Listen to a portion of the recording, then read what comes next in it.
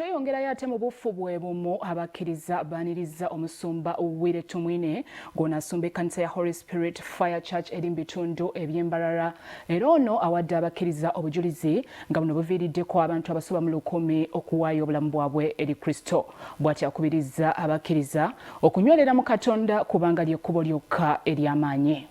Birengalo amanyi mukubire engalo mwebaze. Abakkiriza baaniriza omusumba Tuwmine owa Holy Spirit Fire Church Embarara n'essanyu olutuuse ku kituuti wakati mu nduulu. Are you ready? You want to shout this hallelujah? Ewaffe mwankole tetuzikola nga tutudde, tuzikola tuyimiridde.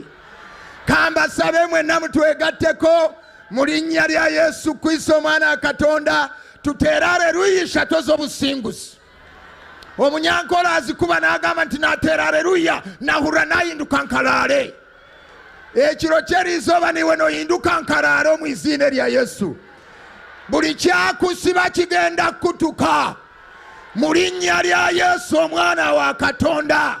Omusumba Tuwmine agambye abakkiriza nti enjiri g'emaanyi nga yeebaziza n'omusumba Rosias Bugingo olw'okwolesebwa Katonda kwe yamuwa. Eno Independence Night. Eno bunabbi kiro kya bunabbi era njagala kwebaza omusumba Rosias Bugingo. Leka tukubire omusumba Rosias Bugingo mu ngalo ez'amaanyi. Haleluya! Mukama amuwa omukisa gw'amaanyi kubanga awuliriza eddoboozi lya Mukama. Kino nzikiriza nti Omwoyo Omutukuvu ye yakimuwa. This is a prophetic night. Ekiro kya independence.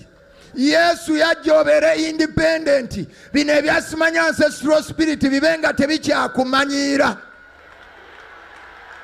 Yesu yayogera independence eri mu Bible era tugenda gisoma. Yesu yayogera ku independence. Yajogera naga nti omwana w'omuntu yajja babeere independent, babeere n'obulamu ate babeere nabwo mu bujjuvu. Ekiro kya leero ogenda funa obulamu bwo mu bujjuvu. Yesu teyakuba miss. Praise the Lord. Omutume Tuwmine awadde abakkiriza obujulizi ku bulamu bwe nga bwe yakulira ku street naye Katonda amuyimusizza. Kati nze okusoma kwange bassebo ne banyaba bampuliriza. Kitange yansomesa P1 ne P2. Nakomaawo. Ebiseera ebyo wali nga tewannabaawo bino bya nursery school.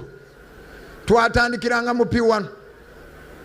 Bwe nasoma P1 ne P2 nenjiga nasomera Buganda wano nenjiga okusoma Oluganda. Taata wange n'agamba nti kati ono ali bulungi.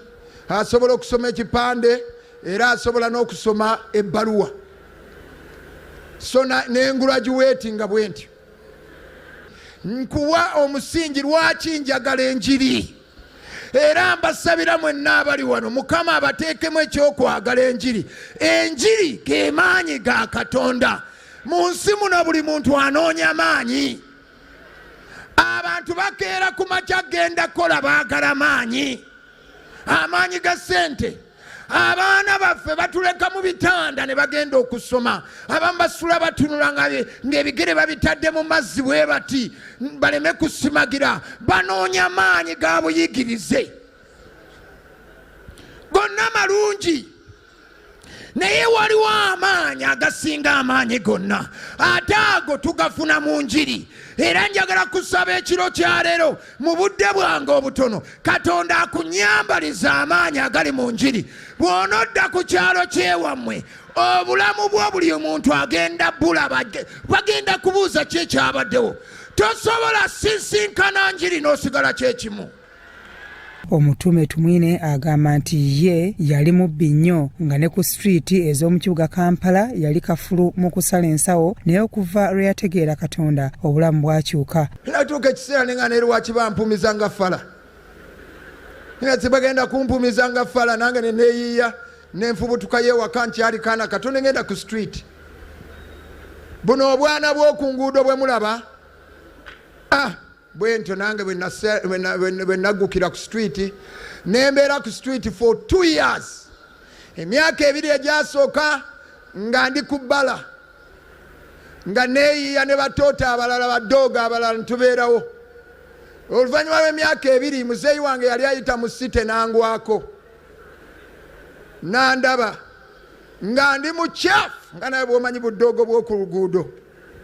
Era bwe namulaba kubanga muzeeyi oli yampuumizanga nnyo ate nga ne bwe naagalanga okudduka yangobanga. Muzeeyi wange yali amanyi ofubutuka.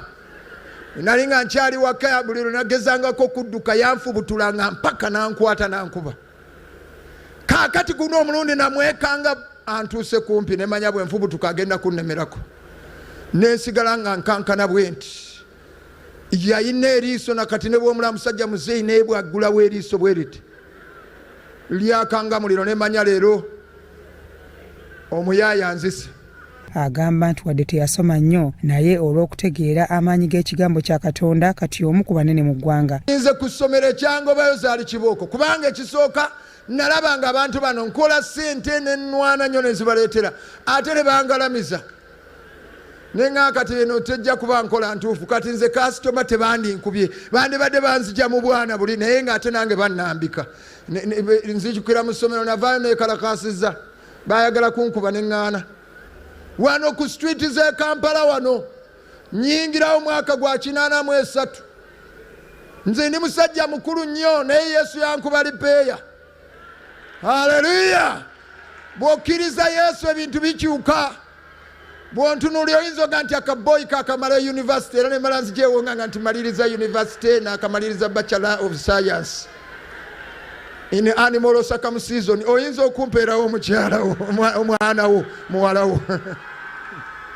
Enjiri ye yakutte ku bantu bangi era omusumba Tuwmine asabidde abakkiriza Katonda abawe obwetwaze. Abantu 1,246 be bawaddeyo obulamu bwabwe eri Katonda oluvannyuma lw'omusumba Tuwmine okubuulira era abasabidde omukisa Katonda ayongere okubasanyusa. Mukama nga mulungi, Mukama nga mulungi. Ani asobola okuggula obulamu bw'abantu bano? Nze kyenva nsaba Katonda awe omukisa omusumba Bujingo ne ttiimu era Mukama abawe omukisa. Mwebale kubuulira enjiri. Tewali kisobola kutaasa bulamu bw'abantu bano. Abantu bave mu lugambo babuulire enjiri. Haleluya! Abantu bave mu lugambo bakole ki? Babuulire enjiri. Ensi yeetaaga njiri. Enjiri ey'omusumba Tuwmine ekyamudde abavubuka bangi olw'olulimi lw'abadde akozesa olw'ekivubuka. Bino byonna bibadde kololo mu lukuŋŋaana lwa Independence Night. Byatumwebaze Godfrey, Crossroads TV Omunnyo.